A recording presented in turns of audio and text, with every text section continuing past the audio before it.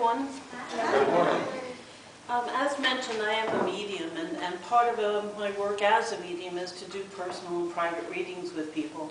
And often many questions come up about what is life after death, so I thought I would focus on that today. And mostly people come, and quite frankly, whether they're spiritualists or not, they do ask the questions, are they okay on the other side? And I always find that a little bit sad because, quite frankly, more often than not, I find that the other side is more concerned about the living than the opposite way around. And so you try to correct that thought processes with people that their loved ones are actually quite fine. As a matter of fact, they're in a beautiful place with all their needs met, and it's very comfortable and very enjoyable. One of the things that I love the most about the concept of being on life on the other side is that you can continue education. If you chose to become a plumber simply because you always had a thought about being a plumber, you could. Now, what exactly they do with that plumbing is neither my business nor concern. But I think it's interesting that if you wanted to, and the same thing could be said if you wanted to be a lawyer, you could actually go and you could actually pursue that. And I found that in my readings that there is a bit of counseling that goes on the other side. So you could say that it's legal matters, but I think it's more support and letting you know that you have guidance and somebody there to assist you should you need to. And one of the strongest things that attracted me to the religion of spiritualism is the fact that Reformation is available to all of us here and in the hereafter. So when you arrive on the other side of life, you will find that whatever it is that you have learned to expect, whatever your teachings have taught you, whatever your family values have shown you, is exactly what you will perceive. So if you would like to sit on the right hand of Jesus, that's possible.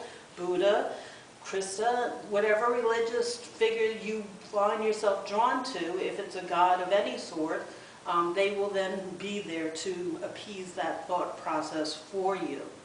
And as you arrive and you become a little bit more comfortable and you allow yourself to settle into the concept of life literally on the other side, you will then begin to venture out, or you may choose to, because we do have free will. So if you're quite content in your little universe and have no desire to change your universe, there's no pressure to change that either. But if you start to put your toes out in the rest of the universe a little bit more, you will find that you can become educated and you can meet other people and you can have conversations which may enlighten you, which may open your heart to the concepts of what, I don't like to say truth, because what I believe to be the truth may not actually be the truth any more than anybody else's truth, but your understanding and your evolution and your unfoldment will continue on the other side of life. So when we actually are at the point of passing, it's often been said that our friends and relatives are around us. And I don't think that this means that, oh, you're going to pass away in a day and a half because people are noticing your loved ones around you. I think they're always there. They just become a little bit more obvious. And if caretakers are there, professional nurses or helpers, they can also become very much aware of the loved ones being around you in the room. And the person coming closer to the end of their life may start to talk about their mother, their deceased brother, or their deceased spouse being right there with them. And so that's a very loving thing to think about, that you are being loved and being shown comfort from the other side, and your transition is then held in a very respectful manner that you transfer to the other side of life. If your life ends in a shock, say accident or something very quickly, you may be in a state where I call it hospitalization. I don't know that that's a technical term from the other side of life, but you're then left to rest and restore yourself, and people will visit with you and check on you as you move along. I would say the same thing is potential about people who choose to participate in the end of their own life, that they are also counseled and they're allowed to view their own decision process. The idea of going through a life review is something that I believe really means that what you do is you review your own life choices and decisions minus the emotional attachment to it. So, you know, we all have families, we all have family fights, and sometimes you fight over that dog bone for no particular reason back and forth. But when you can view it from a more objective standpoint, that it's not something that you need to have emotional attachment to, you can see your participation in something. You may also be able to apologize for your actions because you're seeing it from a different perspective, and allowing yourself to not only forgive yourself, which is so very important to your own personal development, but allow yourself to acknowledge that and give an act of forgiveness to someone else. And so often in readings we'll have deceased loved ones step forward, and I like to be quite realistic about it. If you're not the kind of person in the living who's going to say, I'm sorry, if I was to say your dad's here and he comes with this great apology, you would say that's lovely, but that's quite frankly not my own father. Do you understand what I mean? But if I was to say your father is here and he's indicating that he'd like to begin to ask for your forgiveness, then you may more clearly see that this could potentially be your actual father. So for me, mediumship means I have to describe to you the way the person was when they were living, and then how they may have chosen to develop on the other side of life. Otherwise, you know, I know people talk about my grandmother coming through from the other side, and she's very sweet, and she made cookies. And I always laugh and chuckle, and my daughter and I laugh and chuckle because it's simply not my grandmother. I don't know who that person is, but, and there's rather an assumption sometimes with mediumship that all grandmothers are this way, or all parents are this way, and it's simply not the truth. There's many flavors and rainbows of people and personalities, and so those things come through. But as you come closer to the end of your own life, unfortunately, many people have a great fear of what the unknown is. They have a great lack of understanding of what to expect on the other side of life. And I feel that that can actually hold you physically here in a state of fear. And it would be nice if we could help people understand that there is truly life after death. I don't know that we should ever try to persuade people to believe our beliefs, but you can perhaps give them by example or a story, things that make it clear that there is nothing to fear. And you may say, well, geez, by now people must understand that, but I would say no, quite frankly, some of them really do not. And it can really create a scenario where maybe you should be relaxing and enjoying the concept of your family and friends coming to greet you and welcome you to the other side, and you're resisting. So that would be something you could help somebody with if that would be possible for you. And then on the other side, there's quite a bit to do. There's homes. And I recently was reading, and they were talking about how there's physical machines that create bricks, that create the buildings. Now, it's not out of the same materials that we have here, but the idea of there being machines on the other side of life sort of struck me as interesting. And these things are driven by thought. So you don't have to repair that machine. It's more of a thought process that creates the machine, creates the building blocks, creates the homes that you then can live in. And if you're more likely to want a city environment or a rural environment or simply some lovely country with chickens about you, you can have all that depending on what it is that you want, without any fear of a mortgage payment or, gee, how am I going to pay the taxes on this property next year? So overall, you can see how your living and your existence becomes something that's at a much easier level because you don't have to constantly worry about the electric bill that's pending. You know, it's just about existing. It's about choosing. It's not about education having a cost or a fee. It's about pursuing what you want. The most lovely description came from a book by Anthony Borgia. Unfortunately, they're no longer being published, but it's about life after death, and he has, I believe, 3 of them. And he talks about music. And if I wanted to attend a concert of sorts, basically you get sort of on a party line. Oh, there's going to be a performance, and so therefore you're notified if you want to attend. You don't have to park your car, you don't have to pay that fee, you don't have to go through the ticket line. You just arrive, and you're there. And then your music is then presented to you in a beautiful orchestra or other fashions of music based on your likes and desires. But the music itself is a visual. It's a visual effect. So you're not just sitting there listening, you're also seeing music. And they describe an orchestra hall that you can sit at sort of an angle level, and so you may not see anybody playing the music, but above that would be almost like a fireworks display of the music coming up in the most beautiful fashion. And I just found that absolutely gorgeous. Plus, anybody who writes music can choose to tinker with their music on the other side. They can repair it, they can change it, they can alter it, they can make it anything that they want. And so think about it, if you wrote a book, how many times do you think you'd rewrite that book in your brain? I know with me it would be daily. But you have the opportunity of actually doing that, right? Now we also have doctors. Now they're not caring for you in the way that you need to be repaired from illness or disease, but they are working on cures for Earth. They are not necessarily immediately transferred down to Earth. There may be reason unknown to us why things need to be held or why they need to continue to work on them, but there is work. There is literal work on the other side of life that is meant to be fulfilling for you and to help you fulfill yourself and your needs and your desires. And so there's doctors and there's dentists and there's people that are consistently working on improving things. Now I always like to sort of make fun of when you think about Star Trek, you know.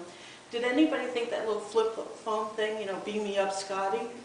Look at your cell phone. What are you doing? You know, yes, you're not being beamed around, but you're talking to this silly little thing that we never thought that we would have without a wire attached to it. And I know depending on your age, you guys may not know what I'm talking about at all. The most funny thing I saw was they had children and they gave them a rotary phone and they told them to dial someone and they had no idea what to do. And I just love that. I thought that was so precious. But it shows you how generationally what you're expecting and what you perceive and what you assume to be the all is quite frankly very much not. We all shift and we learn and we move and we go on. Heaven and hell is more of a state of a mind than it is actual places. So I don't know that there's a very hot place. Like I was in my home today trying to get dressed and get out of the house and all of a sudden I just felt like melting. And I thought, oh, is that what hell feels like? And it was really just made me laugh because as soon as you put me in the air conditioning, I'm quite happy again. But there's a lovely movie that I really enjoyed, and it was with Robin Williams, and it was from 1998, What Dreams May Come. I don't know if you recall this movie. It was a visually beautiful movie. She was a painter, the wife was a painter, and so literally when he was walking through some of the scenery, it was like he was walking through paint and the ink. But what occurred was he passed away and he went to heaven. And then she was still living, and she was feeling supreme guilt about the death of her children and not being able to accept it. And when she passed away, she put herself in a place that we'll call hell. And he decided that he was going to save his beloved wife. And so he went there, and he wanted to go meet her and try to help her and remove her from that situation.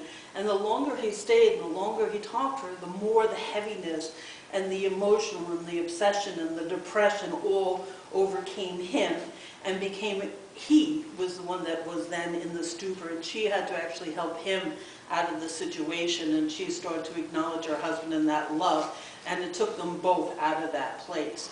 But it's so real because if you think about it, there are many people who are living who create hell. This is not something you need to pass away and create for yourself. You know, you can do this right here. And the same thing with heaven. So although we all have our list of things to do and our bills that we need to pay, you can choose your personal attitude about all these things, you know. You're not an individual that you're the only one who needs to pay, you know, your tax collector bill.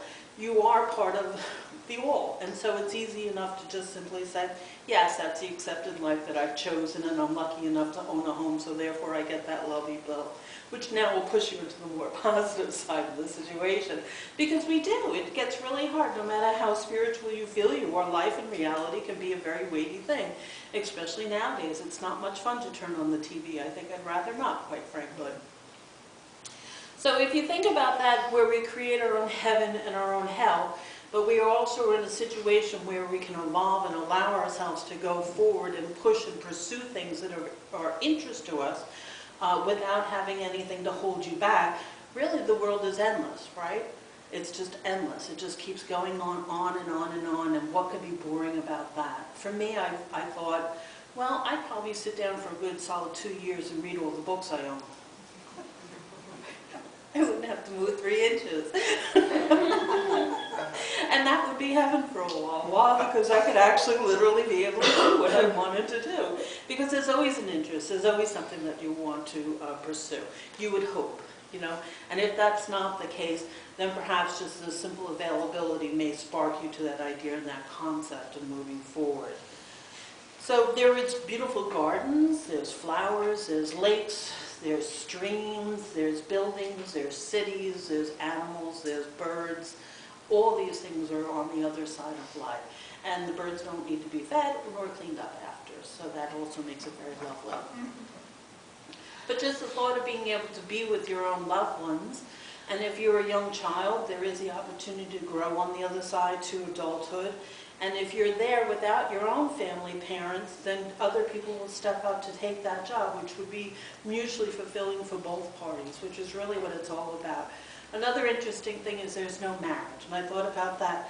Well, that's interesting. I guess if you want to, you could spend the rest of your life with that person, but you would no longer be under a legal obligation to, or an emotional or personal obligation. It would be a simple choice. And that simply would be lovely if we could just live our lives like that we're choosing to be with each other. We're choosing to spend time with each other. We're choosing to come together and to share. And that makes everything a little bit more lovely and bright and positive. So all in all, I would have to say that free will would be the one thing that we should always remember that we have that ability to choose not to, and we also have the ability to. You're not going to be pushed. You're not going to be asked. You're going to be allowed to see and view and see what you would want to do. But to me, if I could snap my fingers and be in another country and enjoy that atmosphere, I would go immediately, and I would go often. Because just the idea of not packing and going through security would be a thrill for me. I love the arrival. I don't like the process of going through everything. But transition from life to death is a totally natural process. It's not based on religion. So it's not a right. We all will transition. We all will come to the end of our life. And the healing today was absolutely wonderful and beautiful, and yet we understand that healing is not necessarily designed to cure us from death. It's simply part of the process, life and then death. And so we need to understand that that is easy. Children seem to understand that more easily than us, and also I find animals. I find that when you deal with your pet and your pet's getting closer to the end of life, there is no, gee, I can't go, I'm sorry, I can't go to the vet today, oh no, I won't do that. They're more helpful and assist you in getting them there for the purpose of, for their care, and perhaps even with the understanding that that might be their very last visit to the vet. But still, they'll just be as loving, as follow you, and with that open heart every step of the way, because there's no sort of, no, what comes next? There's no halt sign. It's more evolution in life is all part of the process. I remember being in Canada, and I remember all the redwood trees were cut down, and the smell of the wood was so strong, and yet I heard so strongly from Spirit, this is the way it is. This is the way it's supposed to be. The trees grow, the trees get cut down, we plant new trees, and the process begins all over. And that is the same with us. And so I'm going to invite you to allow yourself to enjoy life. And I'm going to invite you to consider helping your friends and loved ones enjoy the possibility of what comes next for all of us. Because it is a beautiful, wonderful place, and I think it will be great to enjoy myself and have such great leisure time. And with that, I'm going to say thank you so very much for allowing me to speak today.